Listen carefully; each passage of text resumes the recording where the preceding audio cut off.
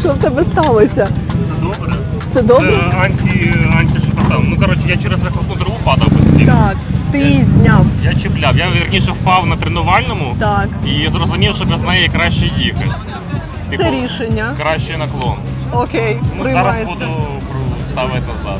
Так, ми хотіли запитати, як тобі заїзд, але я так підозрюю, що ти трошки зайнятий. Ні, заїзд супер. Так? Сподобалось. Це те, за чим ти сюди сьогодні приїхав? Так. Кайфанув? Покатався, кайфанув. Супер, я тебе вітаю. Молодчинка.